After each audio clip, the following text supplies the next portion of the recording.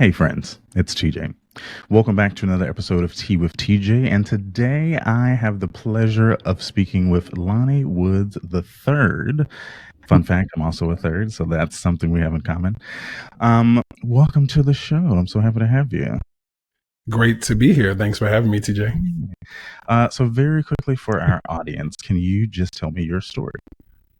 Sure. So my name is Lonnie Woods III. I'm an only child. And if you're not familiar with thirds, that means that my name is exactly the same as my father and my grandfather. Fun fact, but I grew up in Baltimore, Maryland. So I come from a working class family from Baltimore, Maryland. I've always sort of been a creative kid, came up with a lot of love, a lot of support. And I then really sort of noticed that I was someone who wanted to do something creative. So once I went off to college, I was a first generation college student. I went off to college and I studied photography. And the story about that is really funny because I really just chose it off a whim because I went to the office of the college counselor and she was like, "What do you want to do for your major?" And I had just come back from our senior class trip and I took some photos and I was like flipping through a catalog. Literally, I feel so old because this is like early 2000s, no real internet for colleges or anything like that or websites. And I was like, flip to photography. And I was like, photography. So I'm a creative. I went to college, undergrad, I studied photography. And after that, I sort of discovered that another passion of mine was education. So during college, I started doing a lot of student leadership stuff and I realized like, I really like art, but I really like helping people. So from there, sort of like really thought, okay, I want to somehow combine the two, art and education. So I went and got a master's at NYU.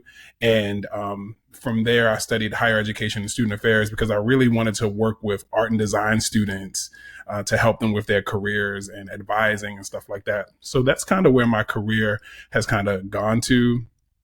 I started off doing a lot of freelance photography stuff, and that's kind of moved into me working at art and design schools and helping students like I wanted to, and also have a freelance career where I do art direction and help brands out with their branding and stuff. So I've kind of like made a mashup of a career that's been really, fulfilling for me. Nice. Awesome. I love that. And then I think are you in LA proper or in California? Yes. I forgot to mention that. So I grew up in Baltimore, Maryland, like I said, but then I moved to New York for grad school. Then I moved to DC and like the DMV area. Then I moved back to New York and now I'm in LA. So I reside now in sunny California, totally different world from the East Coast that I'm used to, but I've been here for about 2 years. And I'm just curious. I mean, this, has no bearing on the episode, but as an East Coast person and like growing up in Baltimore, what prompted the move to LA? Because I feel like usually people who live on the East Coast are like, I'm staying over here. I'm not making the jump. Exactly. No, that's a really great question. And I think my answer always shocks people because oftentimes people ask me that, especially people here in California, like, what made you come? And it really was mental health. It Oh, was mental health. I was living in New York during the pandemic. And as you probably remember, it was just a different city. And I don't think the city or the world has really come back from that. But I think for the first time, I was slowing down enough to notice that I had seasonal depression because I was in the house during the winter. And I was in a really weird place with my career at the time, dealing with a lot of stressors. And I just felt myself sort of needing a change. I've always kind of been a traveler. Like I said, I moved around a bit. I did a bunch of internships. Like I did an internship in California in undergrad. So I've always knew that I was going to move around. I didn't know where. So it was really mental health. I felt like I needed to be somewhere that had better weather year round to help me with that seasonal depression. And also just the city changing so much in New York. I didn't feel like it was the same city. And I felt a little just the pandemic, I felt a little like boxed in. So I wanted like a different pace. So that's kind of what brought me here. But I am being here. To your point, I always knew that I wouldn't be here forever, but it really has solidified that I'm a true East Coaster. I love the Northeast. It's just a totally different world over here on the West Coast in some good ways, in some bad ways, but it's definitely solidified that I am an East Coaster. Yeah. Yeah. Interesting. Yeah, I don't think I could do the West Coast. I've been a few times, and there's just something about big cities that are just so special to me. Same, Um, same. that's interesting. I didn't know that. I didn't know that was the reason why That you was moved. the Dang. catalyst. It was really like a low almost, honestly. It was a low Yeah. moment of like trying to feel better and to just have, one thing about me I think that's really interesting is that I know people shun this in some ways. But I wouldn't say I'm a runner, but we Mm. can talk about that later when we get into the topic. But Okay. I think that I have learned in my life that I really believe in like that that quote about like things that you can control and things you can't control and knowing the difference, the serenity prayer. Hmm. Um, and I think that I really pay attention to the things that I can control, and moving locations is something that I can control. So usually when I get to some type of like intersection in life, Hmm. I'm probably thinking about moving. So that's a Interesting. part of it as well. Huh. I love that. I feel like we're gonna have another conversation about this Yeah, because I have it's going to questions about circle back. It's it. going to Yeah. circle back.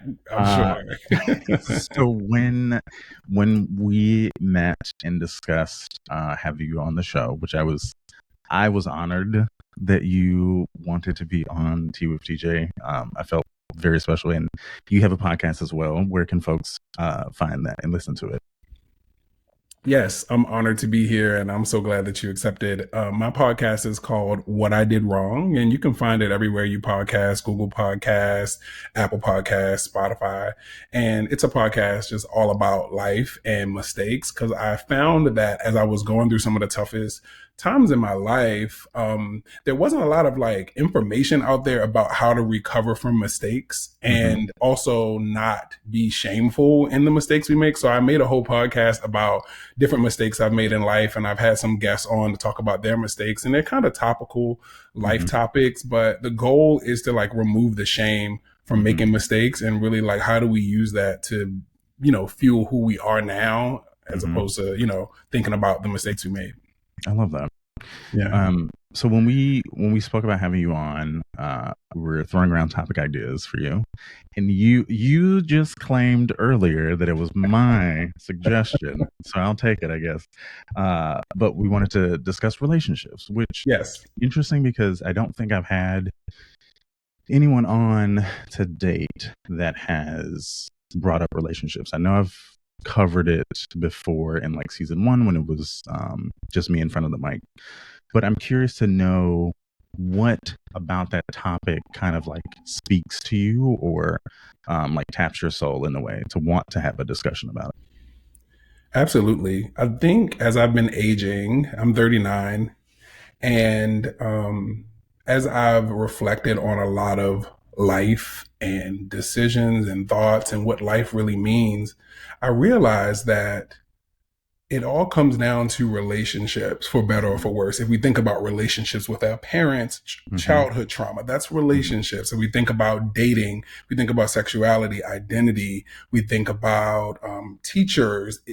Everything that we experience in this life really comes down to relationships, community, and stuff like that. So I think for me, um, uh, the thing that kind of sparked it is in one of your episodes, there was a small piece about polyamory, Mm-hmm. and I'm someone who identifies as poly, and I feel that there is such a stigma and or a lack of information Mm-hmm. and a lack of representation, I think, for queer Black men, Mm-hmm. especially, to really have conversations about that Mm-hmm. in a way that is grounded and that is, coming from a place, a sincere place. Mm-hmm. So, and then the other reason why this topic of relationships sort of was something I thought we could talk about is that I'm a poet as well. So I'm working on my second book of poetry, and I always knew, like, I got this like that so Raven vision when I was finishing my first book, that my second book was going to be about basically affirmations for Black gay men around relationships and Mm-hmm. forming our own relationship structures and ideas around desire as it pertains to romantic relationships. And I always knew that this was probably going to be a struggle for me to write because I'm not in a relationship and I wasn't at the time. And I was looking at the universe like, this is going to be very vulnerable for me because I'm not in love and you want me to like write this book of like positive affirmations around creating the relationships you want. So I think it's just a space that I'm in where I feel like I'm a vessel. And I don't feel like you have to be going through a specific thing to share thoughts, about a topic. So yeah. Interesting. I love that. Yeah. And I can't wait for that book to come out. I'm very, very intrigued. Sure. What would you say has been like the most impactful relationship in your life today? Ooh, that's a great question. And you ask great questions, by the way. Thank you. I would have to say my mom, my relationship with my mother. I'm an only child raised by a single mother. And that relationship really defines who I am, who I become, who I want to be proud of. And my mom really fostered this sense of self that I have. I'm really self-assured, and she's always been instrumental in like pouring back into me and like making sure that my identity was always protected, but also that I was in the driver's seat of who I wanted to be in the world. And that is like lasting impact that I think I'll have across my whole life. So yeah, I would say that's probably the most important relationship for sure. I love that. I have a similar background to you. My mom and dad got a divorce when I was 6 or 7, I believe. And for a good chunk of my life, I grew up in a single parent home until she remarried. But it was interesting. It's interesting to think back on it now as an adult and look at that moment in time when it was just the two of us and how impactful it was in my life. Because I don't think, like, even listening to you talk about your mother, I'm thinking back to those moments and I'm like, oh yeah, it was me and her versus the world. Which has kind of like influenced and informed the way I kind of move through life, even in my current relationship or even like the relationships that I have with other people, whether they be platonic or friendships, or even creative relationships. There's something special about having someone on your side or having someone in your corner that truly believes in you and believes in what you bring to the table and what you can provide to the world, just as a human being. I think that is something that is really unique and special when it comes to relationships that are paternal. And I think even more specifically, Black people, folks who look like us, I think there is even more nuance with our relationships because there's so much stuff wrapped up in it. Do you feel like you've had any relationships with people of color, whether they be romantic, platonic, professionally, creatively, that have kind of influenced who you are outside of the relationship with your mother? Absolutely. Absolutely. And I think you're absolutely right about people of color, Black folks, especially. Relationships show up very differently for us. And then when you add in the intersectionality of being queer, being gay, being whatever, I think, I was actually thinking, as a side note, before I answer your question, I was thinking about this earlier about like, queer folks and how we can sometimes blur the lines of platonic and romantic. I think easier than heteronormative folks. And I think in some ways that's looked at as a bad thing. And I don't think it's good or bad, but I've noticed that it's something that that happens, I think maybe more often, but I think it goes into the idea of found family or chosen family, right? Like you think about like, houses for Vogue and for voguing houses and how there's like house mothers and things like that when we're like kind of like sometimes disenfranchised as it pertains to community. So I think we find community and cherish it sometimes differently than others. But yeah, I can think of multiple examples. Close friends. There actually was someone that I used to work with that was a supervisor of mine. And I was actually just telling this story to my best friend yesterday. And this was the first time that I had a Black supervisor. And I had built a relationship with this this person that became more than just a supervisor. It was like a friend. It was a mentor. It was Mhm. someone that I trusted. And just as a background for me, like I've only worked in like predominantly white institutions. I only went to predominantly white schools. I grew up in a black city, but my professional life has been very white. And typically I'm the only one because in the art and design fields, there are Mhm. very few people of color in like certain areas. And so I came into that role guarded, just like, okay, like I don't know what to expect from this relationship. I want to keep it professional, which we did. But during the pandemic, I think all of us got so vulnerable. Like the world was just in shambles. Yeah. And there were moments where it was like, this person is someone that I can trust. This is a relationship that will go beyond this moment for me. And that was really defining for me because me as an educator, I often think about the impact I have on people in Mhm. that way. And of course, I don't always get to keep in touch with former students or Mhm. anything like that. But just to know that that relationship can be so either detrimental or beneficial to a student or a coworker or someone you're supervising, it just really just shifted a little bit of my brain chemistry around what that could really look like when Mhm. Black folks are in power. Because the only way that happened was because she was in a position of power as a director to even Mhm. be my supervisor. So that's a whole nother Mhm. DEI discussion, but Well, yeah. absolutely. Yeah.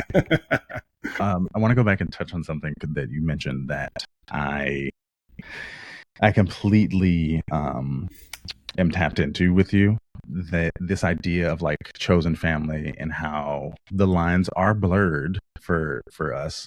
Yeah.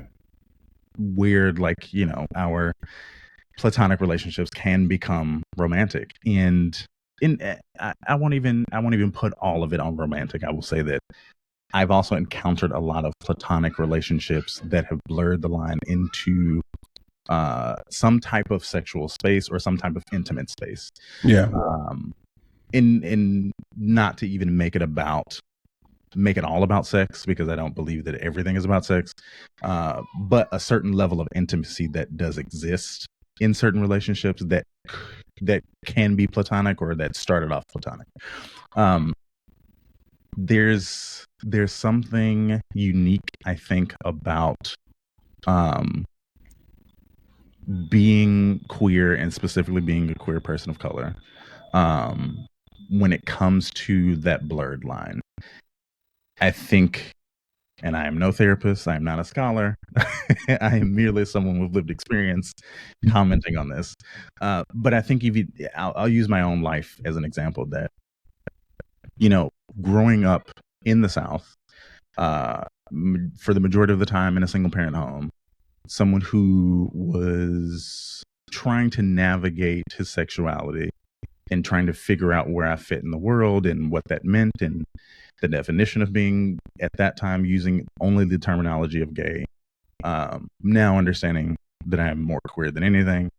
Um, Being in that space and trying to, especially at like 16, trying to figure out what I like, who I like, um, while also trying to make friends and like be just a normal person, a normal human, right? On top of trying to get through high school, right? Trying to figure out college, trying to figure out my life, trying to figure out what's next.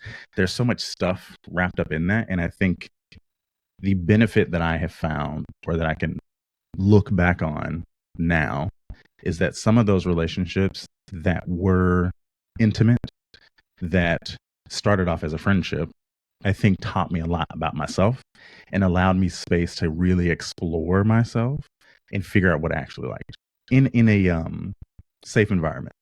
Because I feel like there's a lot of spaces, especially at that age, where you can get kind of wrapped up, quote unquote, into the wrong thing. Have you had any of those types of experiences, maybe in your younger life, where a relationship has developed from something that was initially platonic as a friendship and then developed into something more either romantic or intimate? Hmm. Not so much, but I definitely had relationships when I was younger. When I look back to your point, Mhm. I'm like, oh wow, there was a connection and attraction there. And I Mm-hmm. think that that is why I get so frustrated about when we talk about in the US, this idea of like sexual health or sexual education, how young we should talk about certain things. I think this Mm-hmm. is a really great conversation when we talk about like what's appropriate. But Mm-hmm. I think talking about attraction is super important, just attraction, right? Mm-hmm. Because you talk to anybody who's queer, before we came out, typically we thought like, oh, I always felt something, and it's like we couldn't put a name to it. And Mm-hmm. that's why people don't like that we exist and we show up, because we're putting a name to something that's real. And when you don't have a word for what you're feeling, and that could be in any realm of life, that's really harmful, because you're like, you feel like something's wrong. Is something wrong with me? You know, you're hearing all these messages from church and Mm-hmm. culture, and you never really heard someone say like, hey, some people are attracted to the same gender. It's like, what would that Mm-hmm. look like? You know, if I had heard that when I was like 7 or 8, I would have been like, oh, okay. It wouldn't have made me go do anything, but I think I would have just been like, oh, okay, this is what I'm feeling. This boy over there is cute. And that's happens, you know. Mm-hmm. But I can think of a friend I had back in middle school, and we were best friends, and come to find out later we're both queer, and like we never talked about it. And I think that was what was so beautiful about our relationship, is that it wasn't built on sexuality or anything, but it was just built on a common connection, and we just became friends. And it was like, I think growing up in Baltimore, which is a very not always the most safest place, especially like being a certain type of person and looking a certain type of way, showing up a certain type of way. And I think when I found him, I found the first person where I was like, oh, there's somebody out there like me. I didn't know it was because he was queer, and I don't think it's just because he's queer, but Mm-hmm. it was like he liked the same things I liked. He liked the same music I like. Mm-hmm. He was kind, and you know, he was nice to me, and stuff like that. So Mm-hmm. absolutely. Now I would say like in my adult life, I've definitely seen people have exes that they're still friends with, or Mm-hmm. express like for a friend. Mm-hmm. And I've seen different variations of that. I would say recently, and this is kind of like, I didn't think this would come up, but whatever. Recently I had my first time where, you know how you have a friend, and I've seen this on TV. I never thought it would happen to me. You have a friend and you're like, I actually like this person. Uh-oh. Mm-hmm. And Mm-hmm. should I tell them, and all the emotions that come along with that? And, Mm-hmm. that didn't go the way I thought it would, you know. But that happened to me in my 30s, you know, last year, where I Mm-hmm. had a friend, and I kind of had a crush on this person, and it wasn't like a long friendship. So I felt like Mm-hmm. there was potential for it to go either way. And Mm-hmm. I went back and forth on whether I should say something, and I did. And they didn't necessarily feel the same way, and they were going through different things in their life and stuff like that. So that was a very interesting thing from an ego perspective. I never knew what that felt like. And I understand why people say, oh, I'll just keep it to myself. I'll take it to the grave, Yeah. because it can be disappointing if you know, the person doesn't feel the same way. But I think it's still important to say it, because I think it can get in the way of the friendship. Mm-hmm. So I was going to say I agree. I think that's even in this space, because this show has always lived in this like self-development space and vulnerable moments, and that is quoted by Jay the Gentleman from Dear Black Gay Men. But I agree that, like, you know, there's, what is the use of holding on to stuff like that, right? Because you're always going to have this what if mentality if you don't share it. We had Will, what is Will's last name? Will Moore, William Sinclair Moore, on the show this season, and he said something in his episode that is still like living with me, where he was saying that there are so many moments in life where if someone says no, or like dismisses you, or discredits your feelings, right? So much stuff in you can die in that moment, and those doors can close, versus when you get a yes, and when you are receptive to someone, so many things can be birthed in that moment. And I think even in that exchange with your friend, again, just speaking from my own lived experience, those are the moments that are worth taking the risk, right? Because you don't know what's going to happen. Your whole thought process is purely perception of the situation from your side, and not necessarily the other person's, right? It could have been that the person was like, oh yeah, I was just waiting on you to tell Exactly. me because I didn't want to make the Exactly. first move. I even think about how the current relationship that I'm in, we've been together since 2007. And had I not taken the leap and actually spoke to this person, we would not be together because he was very much like, I wasn't going to say anything because I thought you were straight. Uh, and I was very much like, no, like I was staring at you and wanting, some sort of acknowledgement of that to like have an okay to say something to you. Um, so yeah, it's beautiful in the sense that so many of our life's moments and like very teachable moments, I think, exist in that space of like just do it, just take the risk, you know. Absolutely. Yeah. You got me thinking about a couple of things. One is, the old time, you miss all the shots you don't take. I think Mhm, that applies across the board.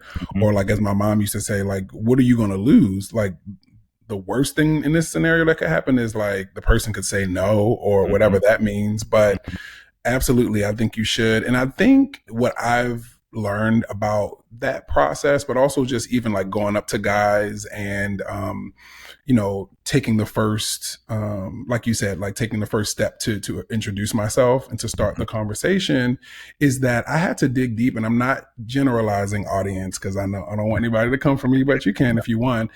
When we think about why we don't do things that we want to do, mhm, you got to really look inward and say, mhm, why am I not doing it? And for me, I'm mhm, only speaking for me. For me, it was a lack of a sense of self in terms of my confidence.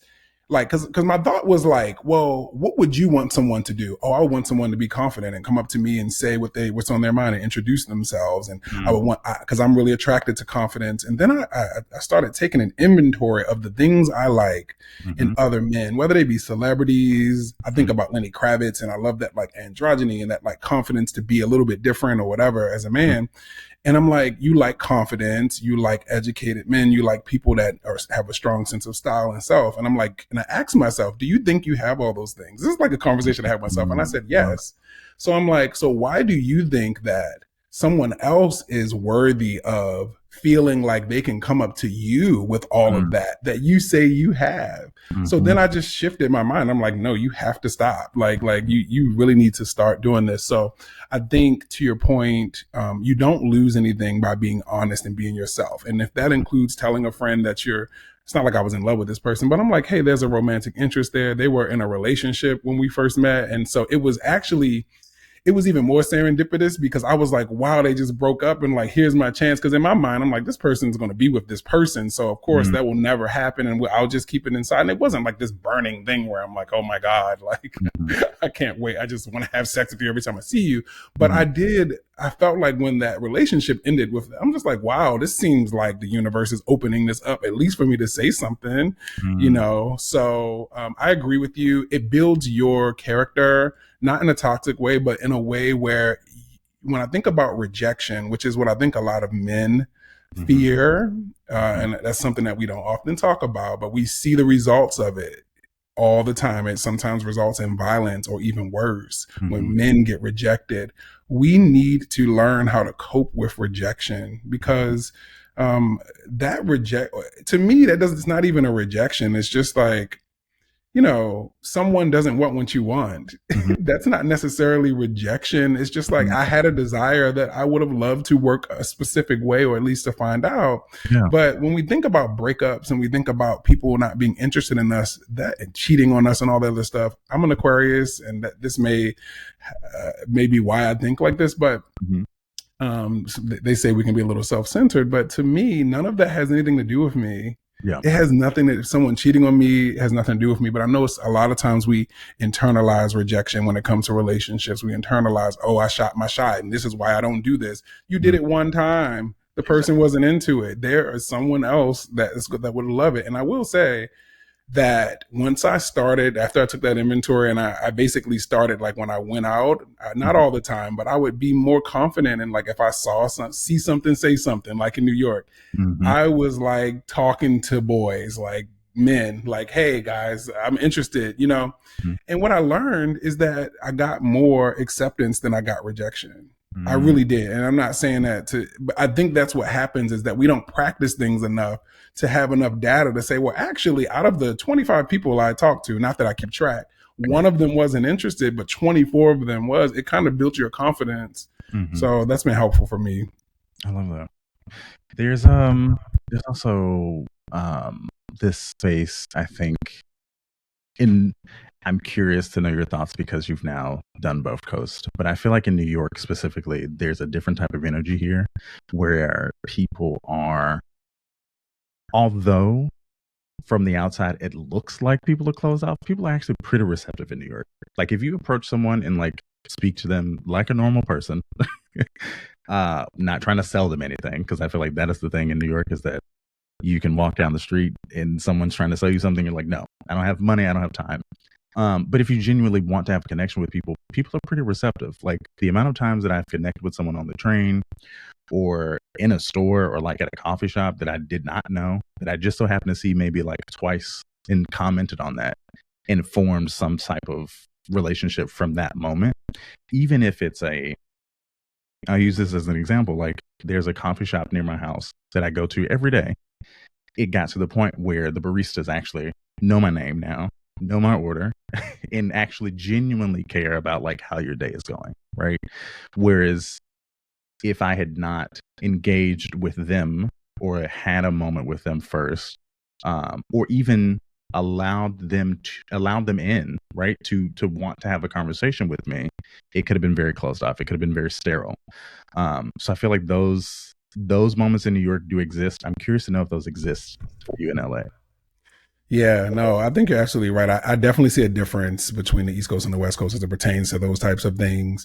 I would say the difference is less about people wanting to be talked to and more about authenticity. I feel like, and I think this is very common and very stereotypical, but I have the experience to say on the East Coast, things are a bit more raw and real. So if someone likes you, whether you introduce yourself to them or not, it's probably true. They like you, like, let's go. If I'm hollering, I really want to holler. If I'm talking to you on the dating app, I really want to talk to you.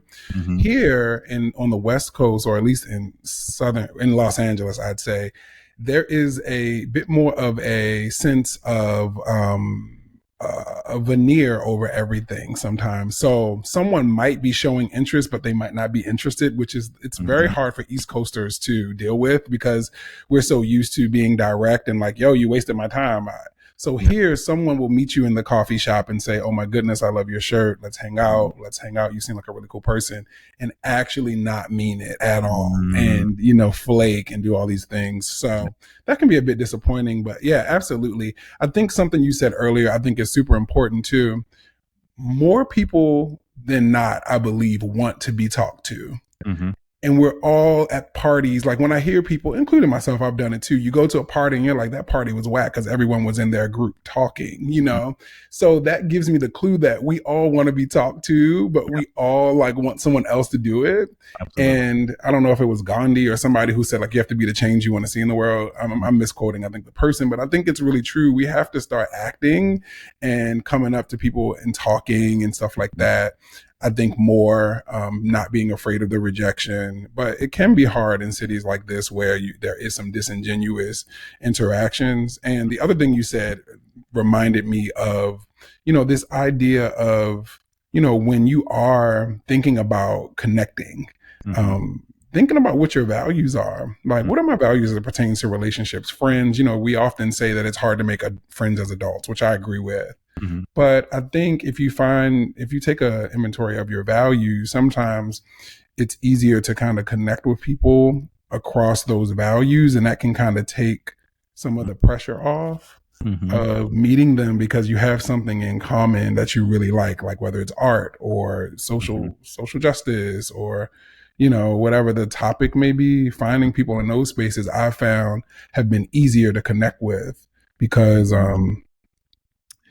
it's just like you have something in common. It's funny, and I'll say one more story. This is funny. I'm kind of having flashbacks of my New York. Speaking of New York, I never said this publicly before, but I have a really fun story about meeting a stranger. And this sounds like it's from a movie, but I promise it's true. I once saw this guy on the train in the Bronx. I used to live in the Bronx before I Mhm. moved here, and he was really attractive. I found out later he was a model, Mm. and something I've always had this like fantasy of airdropping a stranger, and I've never done it. And I don't know what in my mind that morning allowed me to say, try to airdrop and see, because it was a very empty train. It was the morning. I was on my way to a doctor's appointment. So, Mhm. it was early, and, it wasn't that many people. And it was uptown.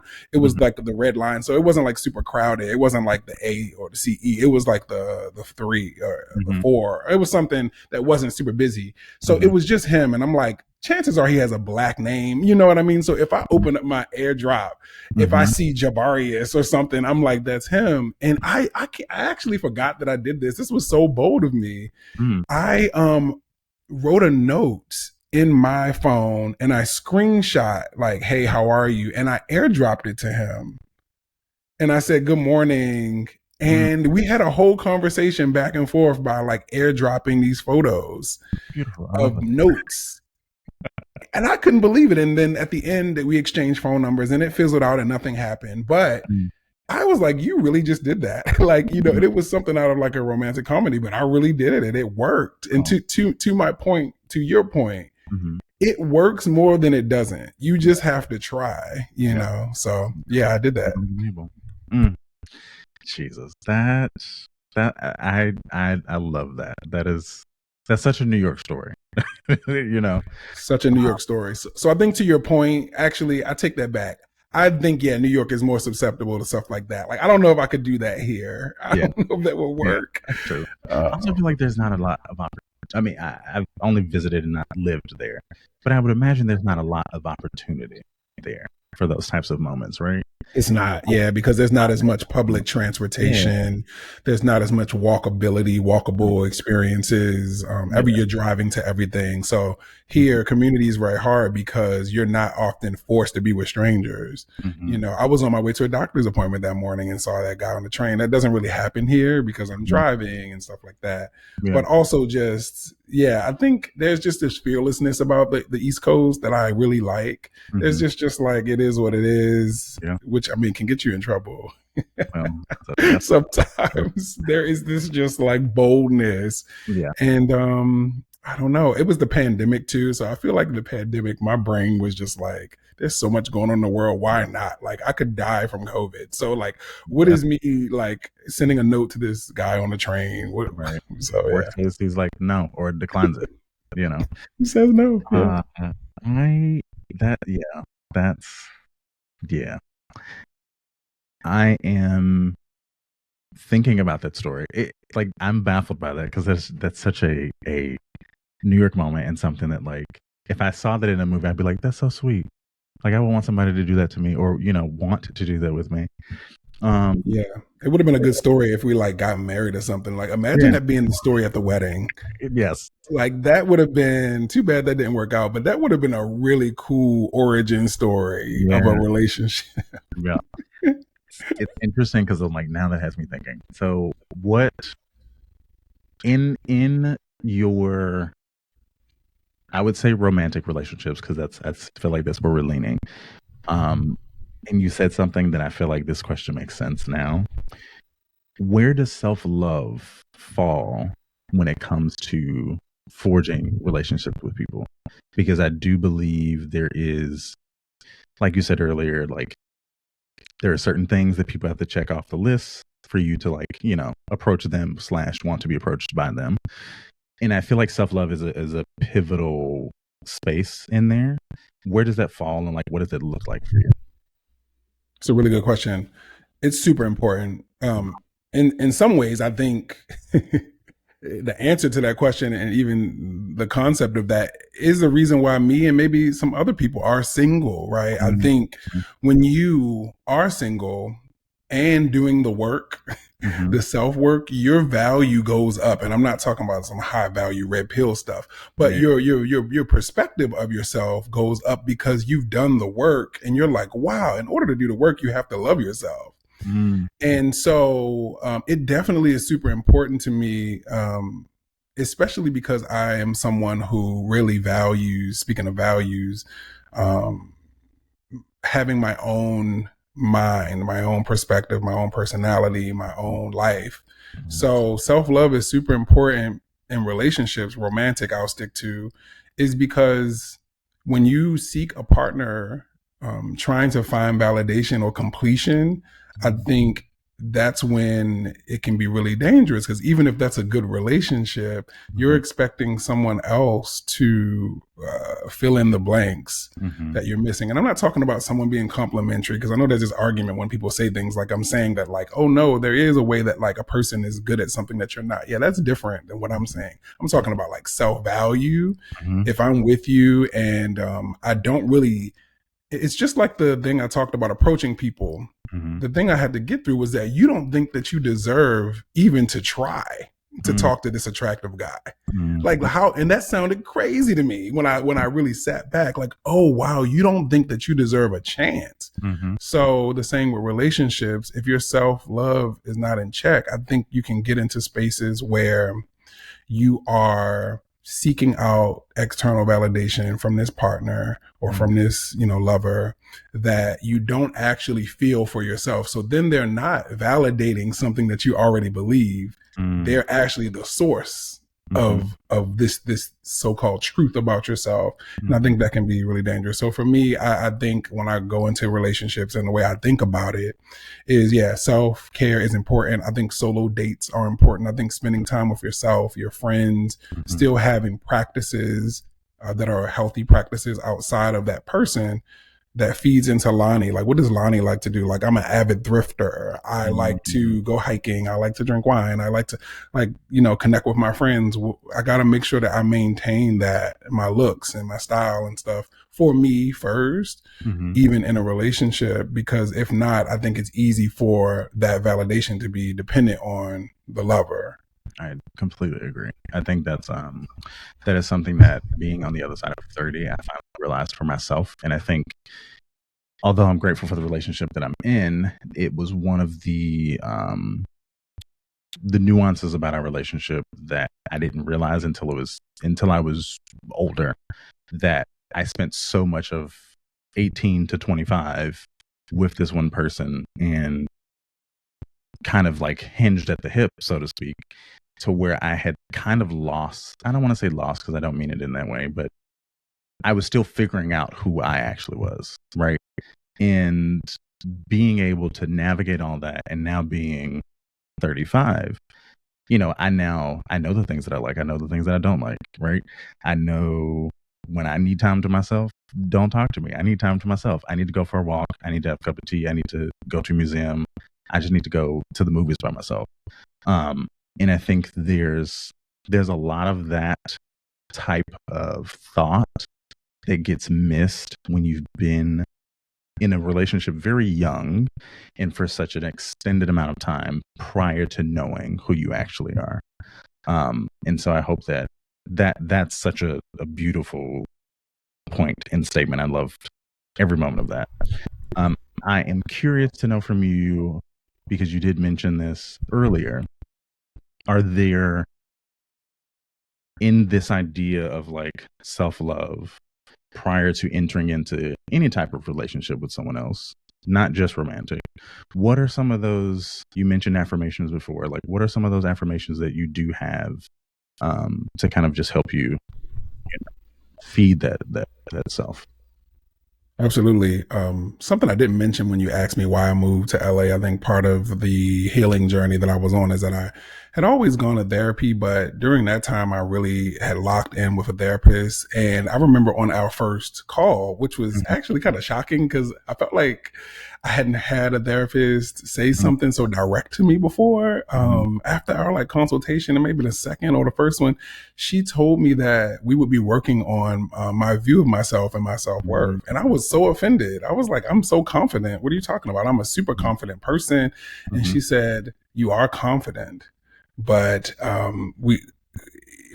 she was telling me that, let's dig deeper into the source of my confidence. And at the time, the source of my confidence wasn't self-worth. And I was like, oh gosh, I didn't know that. The source of my confidence was production. What could I produce?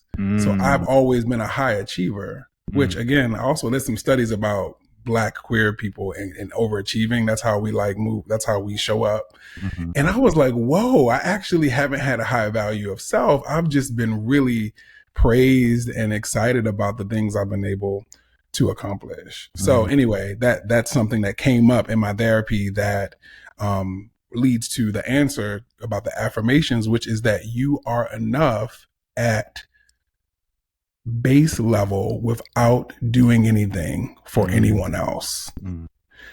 Lonnie deserves love because it's his birthright, not because he has education or he's creative or he's cool, he can make you laugh.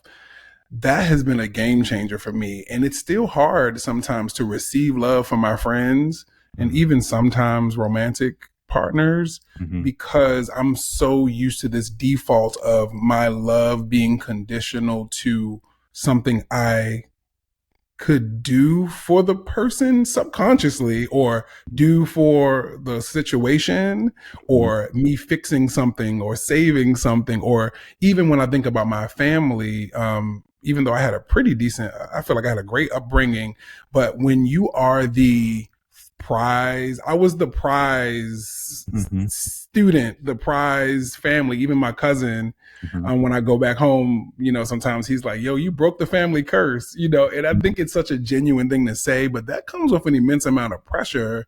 But it also comes with this idea that I can perform my way out of my emotions and that my value is really about me like achieving and not about me being me. So that's one of the affirmations. And I think one of them is less of the other thing I'll say before I stop is it's not so much an affirmation, but I think I've learned that one thing that I value in relationships or I value in myself is I like being around people who also value people being themselves. So transparency, authenticity is a value of mine. And I've been in relationships before where I didn't know that this was a thing, but there are people who do not value authenticity. Some people, I'll say in my experience is what I've learned. It's like, oh, some people actually value being chosen more than authenticity because being chosen doesn't have to be authentic. So if I say this is my favorite cup, I don't have to mean that to make this cup feel like it's my favorite. So some people I've learned, and I'm not judging that. I'm just saying it's not a high value of mine to be chosen. Some people value being chosen. Some people value being married more than authenticity. So they be in a relationship that is not authentically happy, but because they're married, and I had to learn that. I'm like, oh, everyone doesn't value authenticity. So for me, I want to be around people who are themselves. So my goal, to your point, is to try to be myself as much as possible around people and to vet out people who don't value that, because that type of relationship won't serve me at all. I wish y'all could see my face right now because I'm agreeing with everything Lonnie is saying right now. I want to pin this because you just spoke to the depths of my soul. Confidence is not equal to your self-worth. Confidence is not equal to your self-worth. And your self-worth is not hinged on anyone else. Again, your self-worth is not hinged on anyone else. It's not conditional. So I just needed to say that because those two things just tapping right here. So friends, if you are loving this episode as much as I am right now, this is beyond what I could have asked for in an episode about relationships. We're going to end this right here and then come back and join us for part 2, which will be in the following week. Thanks so much for listening. This has been Tea with TJ, and I'll see you in part 2 next week.